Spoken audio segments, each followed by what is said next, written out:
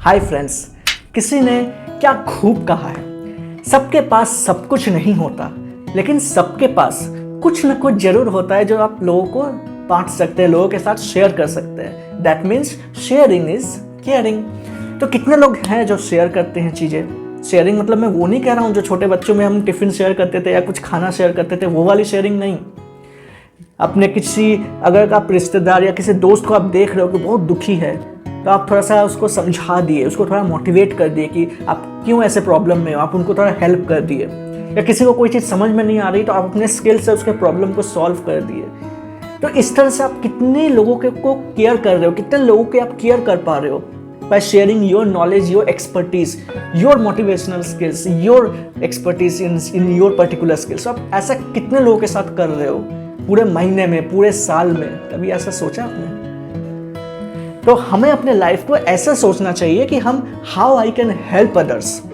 But most of the people are thinking, they are very selfish, they are only thinking about themselves कि मेरा salary कब बढ़ेगा, मैं कैसे सही रह पाऊंगा, मैं कैसे अच्छा खाना खा करके मैं हेल्दी रहूं। हाँ, खुद के बारे में थोड़ा सोचना बहुत जरूरी है कि मैं क्या खाना खाऊं जिससे मैं सही रहूं, लेकिन द सेम टाइम औरों के बारे में भी सोचना बहुत ज़्यादा जरूरी है फ्रेंड।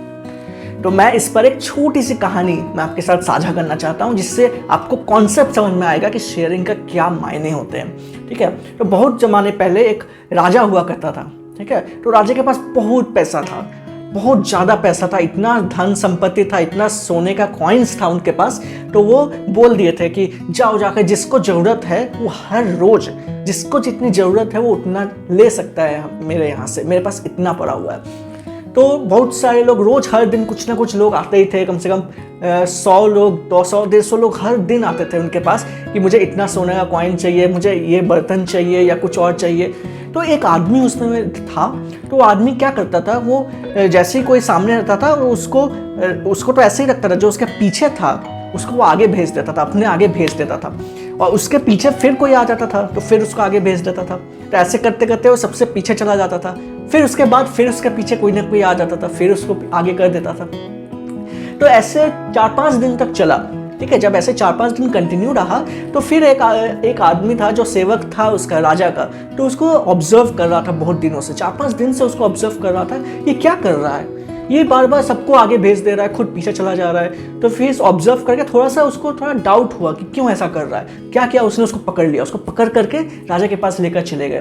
फिर राजा ने उससे पूछा कि मुझे सुनने में आया कि तुम बाकी सबको आगे कर दे रहे हो, तुम पीछे चले जा रहे हो और रोज आते हो तुम यहाँ पर इतने दिनों से, तुम करना क्या चाहते हो, तुम्हारा मोटिव क्या है इन सब के पीछे?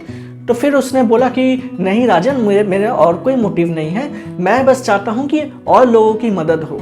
तो फिर राजा हैरान हो गया, कैसे और लोगों की मदद हो? तो जैसे मैं अपना पोजीशन आगे आप पीछे वाले को मैं दे रहा हूँ, तो मैं वही काम कर रहा हूँ जो आप कर रहे हो। तो राजा हैरान हो गया, मैं क्या कर रहा हूँ? तो वो आदमी ने बोला कि आपके पास इतना पैसा है, इतना सोना है, तो आप लोगों को दान कर रहे हो, करेक्ट? तो बोला कि हाँ मैं दान कर रहा हूँ, क्योंकि मेरे पास बहुत सारा एक्स्ट्रा पड़ा हुआ है। तो बोला कि यही चीज़ मेरे साथ भी है, मेरे साथ भी बहुत कुछ है, मेरे पास भी बहुत कुछ है।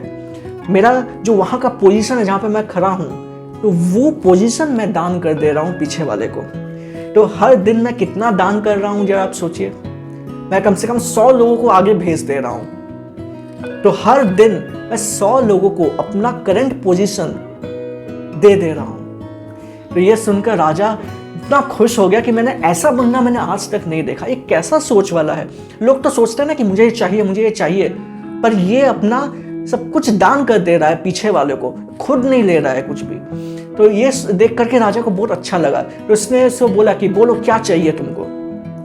तो बोला कि मुझे कुछ भी नहीं चाहिए, मुझे जितना भगवान ने दिया उतना खुश हूँ मैं उससे। तो ये सुन करके राजा बोला कि आपको कुछ ना कुछ तो लेना ही पड़ेगा, ज़्यादा कुछ नहीं, तो आप ये राज्य ले लीजिए।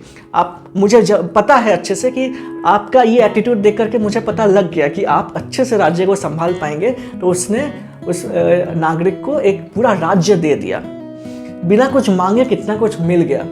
तो ये चीज़ हमें समझना चाहिए कि अगर हम दूसरों के बारे में सोचते हैं तो जो लॉ ऑफ कर्मा है वो घूम करके आपके पास जरूर आता है। तो जितना आप दोगे दुनिया को, उससे कई गुना ज़्यादा आपको मिलेगा, लेकिन उससे पहले आपको देना पड़ेगा। अगर आप सोचेंगे कि मुझे खाली मिले, तो ऐसे नहीं चलेगा, ये लॉ ब्रेक हो जाएगा। तो हमेशा हमें लॉ को मेंटेन रखना है। लॉ क्या कहता है, हम जितना देंगे दुनिया को तब जा करके एज अ रिजल्ट दुनिया हमें वो देगी, लेकिन अगर हम कुछ नहीं देंगे तो हमें कुछ नहीं मिलेगा। There is always a cause and effect. अगर हम कुछ करेंगे, अगर हम कोई कर्म करेंगे तभी ना हमें कोई फल मिलेगा। अगर हम चुपचाप बैठे रहे, अगर हम कोई कर्म ही ना करें तो मुझे कुछ मिलेगा नहीं। So we should take calculated risk in life, और अच्छे कर्म हमें करते रहने चाहिए, क्योंकि अगर हम गलत कर्म करेंगे तो वैसा ही फल मिलेगा। अगर हम अच्छे कर्म करेंगे तो अच्छे फल मिलेंगे। तो ये चीज़ हमें समझना बहुत जरूरी है। तो take risk in life, take calculated risk, और अच्छे कर्म करते रहिए, लोगों को शेयर करते रहिए अपने स्किल्स और एक्सपर्टीज, और भी बहुत सारी चीज़ जो आप दे सकते हो आप लोगों को दो। फिर देखिएगा दुनिया से आपको इतना मिलेगा कि आप वो संभाल नहीं पाओगे। So it's done for this video. I hope आपको ये वीडियो अच्छा लगा होगा। अगर अच्छा लगा हो तो please like, comment, share and subscribe, इससे मुझे मोटिवेशन मिलेगा। तब तक के लिए चीयर्स। अब मिलते हैं आपके साथ एक अगले वीडियो में। Thank you.